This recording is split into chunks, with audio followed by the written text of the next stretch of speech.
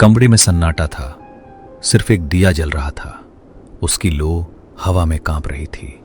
पर्दे के पीछे से उंगली अभी भी दिख रही थी, छोटी, मिट्टी से सनी हुई, धीरे धीरे हिलती हुई। चिंटू, मुझे जानते हो, मैं तुम्हारे जैसा ही हूं। आवाज में एक अजीब मासूमियत थी, जैसे कोई सच में बच्चा बोल रहा हो। लेकिन उसके पीछे कुछ और था, कुछ पुराना, कुछ दर्द भरा। कौन हो तुम? चिंटू, कोई जवाब मत दो, पर्दे के पास मत जाओ। मुखिया की आवाज में खौफ था जो चिंटू ने पहले कभी नहीं सुना था। उंगली एक पल रुकी, जैसे सुन रही हो, फिर धीरे धीरे पर्दे के पीछे खिंच गई। आवाज दूर होती गई, जैसे कोई चीज पानी में डूब रही हो। खिड़की के बाहर बारिश धीरे हो गई, फिर रुक गई। सन्नाटा इतना गहरा था कि तीनों की सांसें भी सुनाई दे रही थीं। ये खत्म नहीं हुआ है, ये सिर्फ शुरुआत थी। सुबह का उजाला खिड़की के किनारों से छन कर अंदर आने लगा। रात खत्म हो गई थी, लेकिन कहानी अभी शुरू हुई थी। सुबह की रोशनी में मुखिया का चेहरा और भी थका हुआ लग रहा था। आंखों के नीचे काले घेरे, हाथों में हल्की सी कांप अभी भी बाकी थी। पापा, आपने कहा था सुबह पूरा सच बताओगे, अब बताओ। मुखिया ने एक लंबी भारी सांस ली, जैसे सालों का बोझ एक सांस में उतरने वाला हो। ठीक है बेटा, बैठो। ये कहानी 50 साल पुरानी है और मैं तुझे इसका हर हिस्सा बताऊंगा।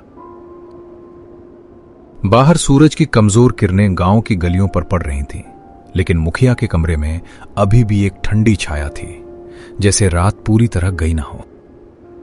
इस गांव में 50 साल पहले एक औरत रहती थी। उसका नाम था कालरात्रि। अपने 3 बच्चों के साथ गांव के बाहर जंगल के किनारे। कालरात्रि, ये नाम तो कभी नहीं सुना। गांव वाले कहते थे वो काला जादू करती है, कि उसके पास ऐसी शक्तियां हैं जो समझ से बाहर थीं। लोग डरते थे और डर इंसान से सबसे बुरे काम करवा देता है। मुखिया की नजरें जमीन पर चली गईं, जैसे वो उस पुरानी रात को फिर से देख रहे हों। एक बारिश की रात गांव वालों ने उसे पकड़ लिया। उन्होंने उसे जिंदा जमीन में दफना दिया। अपनी ही आंखों के सामने उसकी चीखें सुनते रहे। कमरे में खामोशी छा गई। बाहर कहीं एक पंछी की आवाज आई, फिर वो भी खत्म हो गई। मेरे दादा उस जुर्म के लीडर थे चिंटू। वो सबके आगे खड़े थे जब जमीन बंद की गई। आपके दादा? मुखिया ने सर हिलाया, लेकिन उसकी आंखों में शर्म और दर्द एक साथ थे। हाँ, मरते वक्त कालरात्रि ने कसम खाई थी कि वो बदला लेगी, और तभी से हर बारिश में वो वापस आते हैं। तो मां को ये सच पता चल गया था? मुखिया के हाथ मुट्ठ बन गए, फिर धीरे धीरे खुल गए, जैसे वो खुद को संभालने की कोशिश कर रहे हों।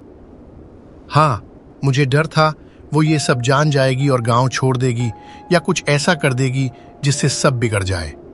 इसलिए मैंने उसे कॉल किया, सिर्फ रोकने के लिए। उसकी आवाज टूटी, जैसे कोई पुराना जख्म फिर से खुल गया हो। मुझे नहीं पता था कि बिजली गिरेगी।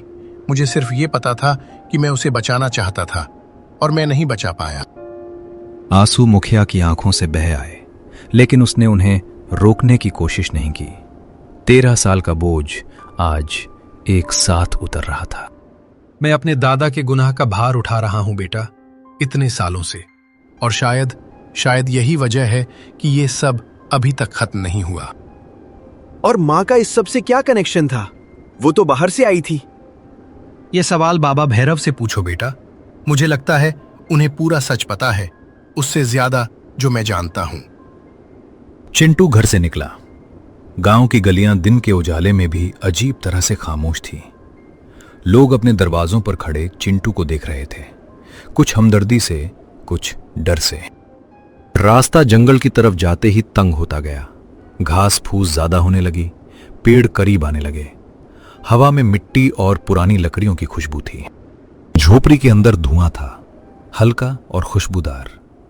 बाबा भैरव पहले से बैठे थे, जैसे उन्हें चिंटू के आने का पहले से पता था। आज तुम पूरा सच जानने आए हो। हाँ बाबा, पापा ने बताया काल रात्रि के बारे में, पर माँ का उससे क्या रिश्ता था? बाबा भैरवन की आंखें बंद थी, लेकिन उनके चेहरे पर एक हल्की दुखी मुस्कान थी। तुम्हारी माँ काल रात्रि की वंशज थी चिंटू। उसका खून, उसकी शक्ति, सब कुछ तुम्हारी माँ में भी था। मतलब? इसलिए वो इस गांव की तरफ खिंची चली आई थी। कुछ महसूस होता था उसे, जैसे कोई बुला रहा हो, बिना जाने क्यों। और इसलिए साए तुम्हें कभी नुकसान नहीं पहुंचाएंगे बेटा, तुम उनके खून के हो।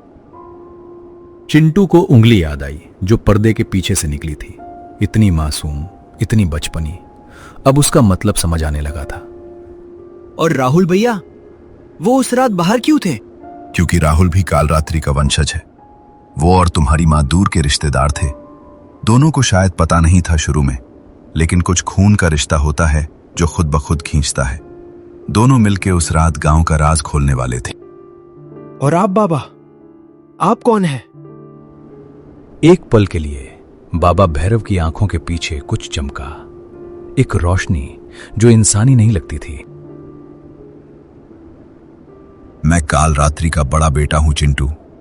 पिछले 50 सालों से यहां हूं, न जिंदा न मरा, बीच में अटका हुआ, अपनी मां के इंसाफ का इंतजार करता हुआ। तो ये सब कैसे खत्म होगा? बाबा भैरवन उठे, धीरे धीरे झोपड़ी के दरवाजे की तरफ गए। बाहर आसमान में बादल इकट्ठे होने लगे थे।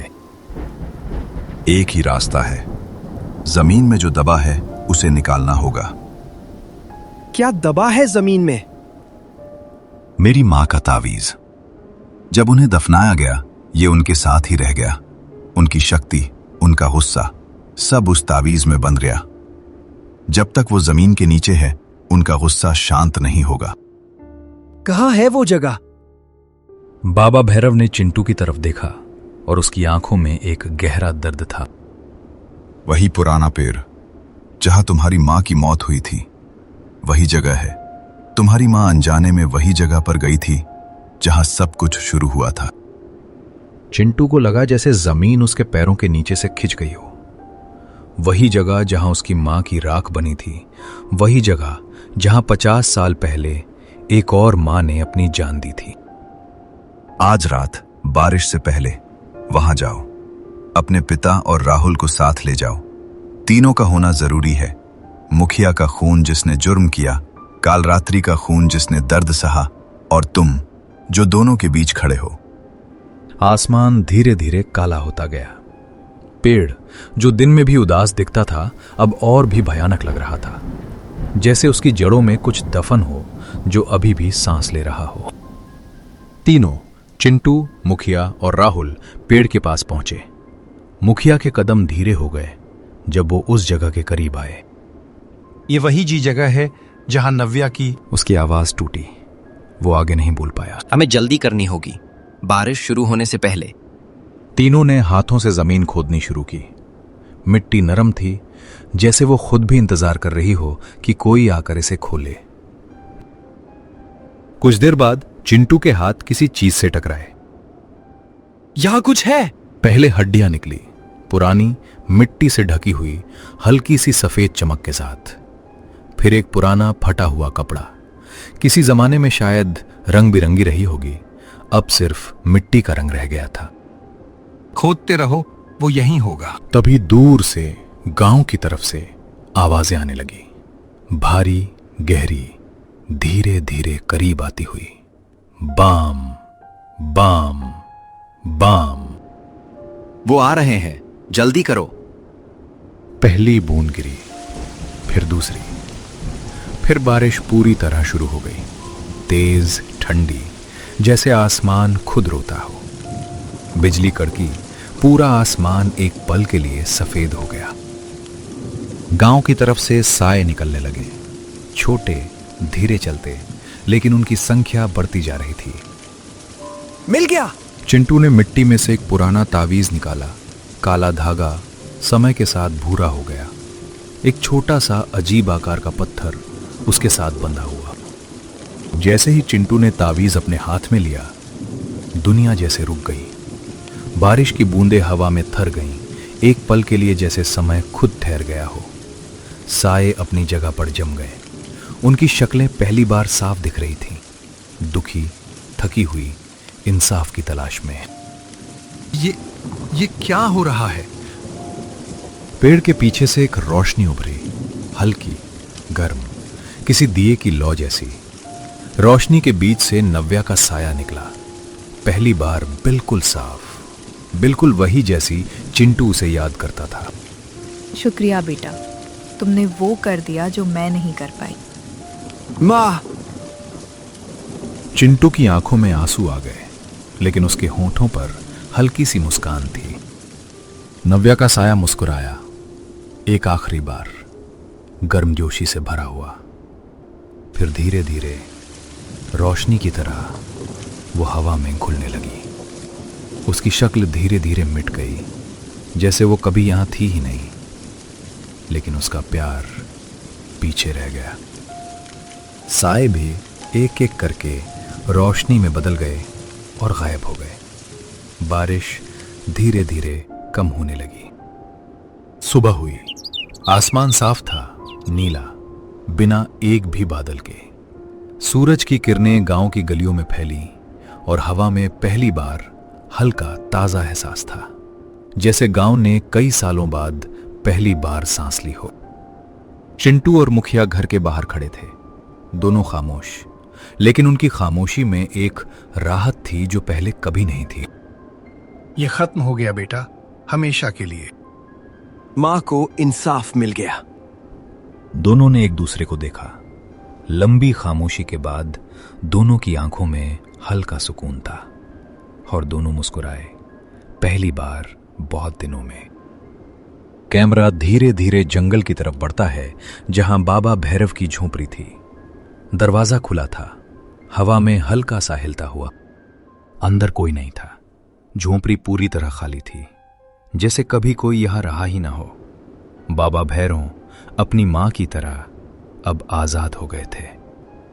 लेकिन जैसे कैमरा दीवार के करीब जाता है, एक निशान दिखता है, नया, ताजा, जैसे अभी अभी बना हो। एक पुराना सा सिंबल, जिसका मतलब अभी किसी को नहीं पता। छावा गांव का राज, जो 50 साल जमीन के नीचे दफन था, आखिरकार बाहर आया और साथ में एक पुराना दर्द भी शांत हो गया। लेकिन झोपड़ी की दीवार पर बना वो निशान एक सवाल छोड़ जाता है, क्या यह सच में खत्म हुआ है या कहीं कोई और कहानी अभी शुरू होने वाली है?